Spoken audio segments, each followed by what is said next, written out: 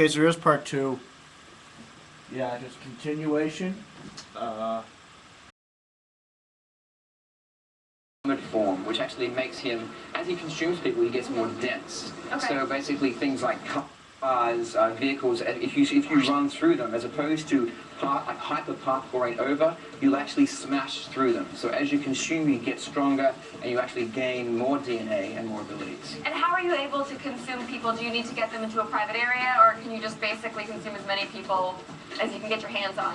The game is all about open world choice. Okay. Open world games really, you need to have huge amounts of choice. We want players to feel completely empowered. This is a power fantasy. So if you want to actually go all out and do a mission through absolute destruction, okay, you actually can, and you can consume in public, but that will bring forces up against you, whether it's the Black Watch forces, whether it's the military forces, or the infected. Or you can actually... Now, you just mentioned the infected. And there's a segment later in this video which shows a few people, and my Wii remote just went out of battery. Oh crap. And they show these other creatures who are pretty much as strong as you, but you can kill them in a few hits.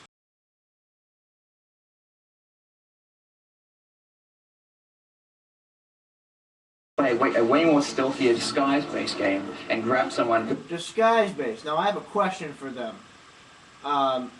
Is the AI going to be able to support a disguised-based gameplay in such a big world? Think about it. If you have such a vast open area, and will they be able to create an AI that's sophisticated to be able to sneak around? That's what I want to find out later from them. Games in the past, sometimes even if you're sneaking, acting stealthy, the AI might find you anyway. So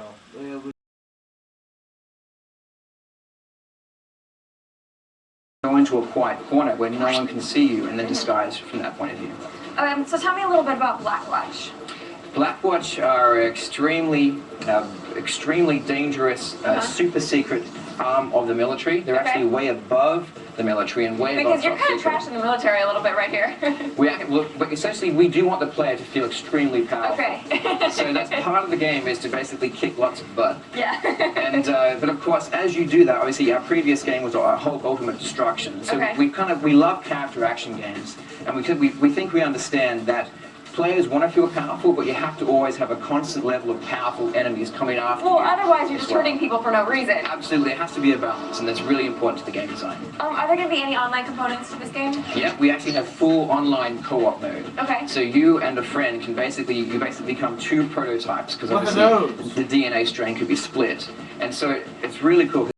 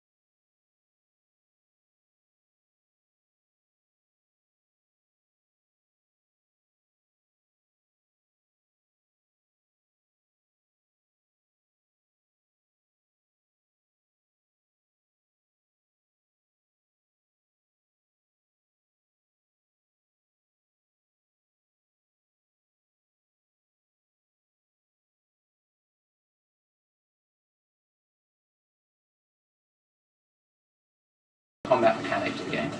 So what are some of his other powers, other than, so we can see that he gets the armor scan, and I've seen the blades. Forget about rush hour traffic. Just run through it. I mean, it's a power fantasy, so essentially it's really important for us to go crazy with the powers, and then divide into attack powers, defensive powers. I wish I could do for that. example, large body armor, shield arms. We have sensory powers. Sensory powers will allow you to actually see through. If a missile hits a building, it'll cause huge dust explosions that are persistent. So you need to be able to see through that stuff to see who's coming at you. So there'll be large. If you see back here, the hunter brawlers are trying to get you. There you can't see probably because it's so blurry. I stopped it at a bad time, but there's helicopter here, and there's a huge dust cloud here, and it's just complete damage around here. It's an absolute war zone right at that intersection. There's a brawler, and that's you. Now, if they're saying that the physics and the advanced detail of damage and dust and fire and explosions to always be happening, then I wonder to the extent that, you know, if you were to say get the entire army on your ass here, what would happen? Would it start to slow down? Would the frame rate start to slow down?